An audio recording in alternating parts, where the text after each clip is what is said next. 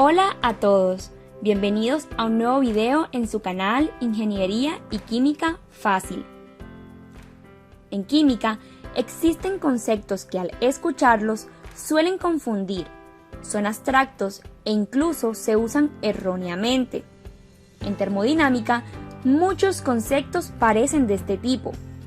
Hoy en particular hablaremos de volumen molar parcial y volumen molar efectivo. Para entender estos tres conceptos, debemos entender primero qué es el volumen. El volumen es una propiedad de la materia que indica el espacio tridimensional ocupado por un objeto. Por ejemplo, el volumen que ocupa el agua en un balde, el volumen de basura que desechamos al año o el volumen que ocupas tú en un determinado espacio. Para definir el volumen molar debemos recordar varios conceptos como moles, ecuaciones de estado y gases ideales. Veamos. Cualquier ecuación que relacione la presión, la temperatura y el volumen de una sustancia se denomina ecuación de estado. En 1662, Robert Boyle descubrió, usando una cámara de vacío, que la presión de los gases es inversamente proporcional a su volumen. Esto quiere decir que, si aumento la presión de un gas en un recipiente con paredes rígidas y tapa móvil, como por ejemplo una jeringa, su volumen disminuye, y si disminuyo la presión, su volumen aumenta. Asimismo, en 1802, los franceses Charles y Gay-Lussac determinaron de forma experimental que a bajas presiones el volumen de un gas es proporcional a su temperatura. A partir de esto, nace la ecuación de estado que define el comportamiento de un gas ideal, asumiendo como gas ideal a aquel gas en el cual las partículas que lo conforman se mueven de una manera totalmente libre, independiente y aleatoria, y en el cual no se van a presentar colisiones entre dos partículas. Tampoco se atraen o se repelen entre ellas, y si se da el caso en que dos partículas choquen, lo hacen de manera perfectamente elástica. Si un gas cumple estas condiciones, entonces la ecuación de estado que describe su comportamiento es la que aparece en pantalla, donde la presión por el volumen van a ser igual al número de moles por la constante universal de los gases por la temperatura. Antes de seguir, piensa por un momento. ¿Sabes realmente qué es un mol? El mol es la unidad genuinamente química. Sin embargo, es bastante común una comprensión errónea del concepto. Para saber cuántas partículas de ozono hay en el aire en la ciudad en donde vives o cuál es la dosis exacta que debes tomar de cierto medicamento, es necesario aprender a contar átomos y moléculas. La masa total de un átomo es igual a la suma de los protones más los neutrones más los electrones. En la tabla periódica, tú puedes observar que una de las medidas que define a los elementos es su masa atómica, medida en UMA, unidad de masa atómica. Por ejemplo, la masa atómica del carbono es 12. Una UMA es la masa de un protón o de un neutrón, pero es tan pequeña que expresada en kilogramos sería del orden de 1,7 por 10 a la menos 27. Por eso, resulta más conveniente utilizar unidades de medida más pequeñas. Teniendo en cuenta esto, podemos decir que cuando varios elementos se combinan para formar una molécula, su masa total será la suma de las masas de cada uno de los elementos que la componen. Por ejemplo, imagina una molécula de agua. Su masa molecular será de 18 UMA, ya que cada hidrógeno tiene un UMA y el oxígeno 16. Esto equivale a 3,06 por 10 a la menos 26 kilogramos. No existe en la actualidad ninguna balanza que permita medir cantidades tan pequeñas como esta. Pero si es posible medir 18 gramos de agua, por lo que los químicos utilizan el concepto de mol. Entonces, un mol de agua sería el número de moléculas de agua cuya masa es de 18 gramos. Como los átomos son tan pequeños, la unidad usada para cuantificarlos es el mol, que es igual a 6,02 por 10 a la 23. Este valor se conoce como número de Avogadro. Teniendo claro ya este concepto, el número de moles se puede expresar en términos del volumen así. Número de moles será igual al volumen sobre el volumen molar. Cuando inflamos un globo, su volumen aumenta. Esto sucede porque agregamos más moléculas de aire. En 1811, Avogadro estableció que el volumen de un gas está relacionado con el número de moles de ese gas cuando no hay cambios en su temperatura ni presión. El volumen molar de una sustancia es el espacio o volumen ocupado por un mol de esa sustancia a una temperatura y presión determinadas. Este valor depende en gran medida de las condiciones en las que se mide dicho volumen.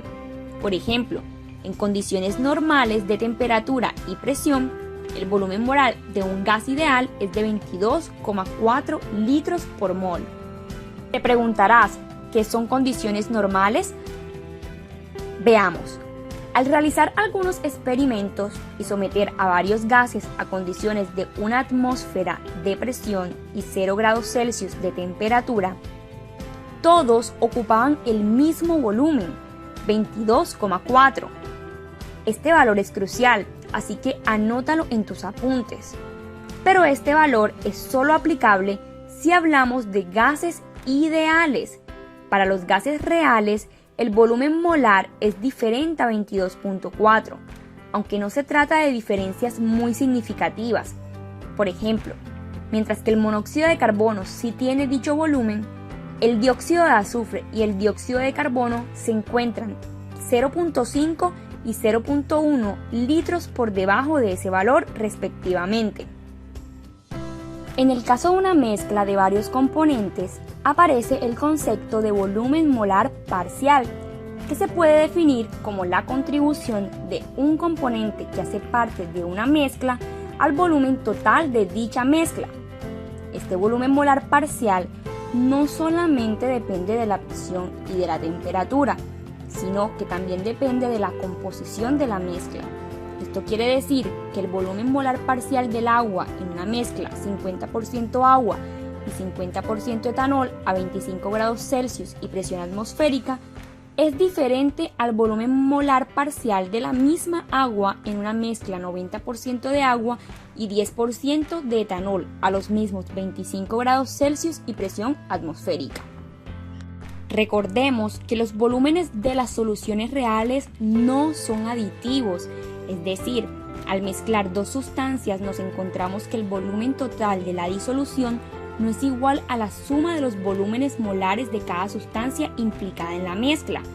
Esto se debe principalmente a que las interacciones intermoleculares de la disolución difieren de las interacciones de los componentes puros por separado. Por ejemplo, supongamos que tenemos dos líquidos, agua y etanol. De cada uno conocemos su volumen molar en estado puro. Al mezclarlos, el volumen total no es la suma de sus volúmenes molares, sino un valor disminuido. Etanol y agua son sustancias completamente miscibles entre sí. Sin embargo, al mezclarlos, las moléculas de ambas sustancias interaccionan formando enlaces de hidrógeno. Imagina esto. Una molécula de agua consta de dos átomos de hidrógeno, unidos a uno de oxígeno, y su forma general es angular. Esto ocurre porque el átomo de oxígeno, además de formar enlaces con los dos átomos de hidrógeno, tiene dos pares de electrones no compartidos. Gracias a su polaridad, las moléculas de agua se atraen con gran facilidad por otras sustancias polares como el etanol. Entonces, cuando se forman este tipo de enlaces, las moléculas se acercan y por ende el espacio ocupado disminuye. Supongamos ahora que a esa mezcla equimolar, agua-etanol, le agregamos una gota de agua pura, ocasionando un cambio pequeño pero finito en la composición. Aquí aparece el concepto de volumen molar efectivo.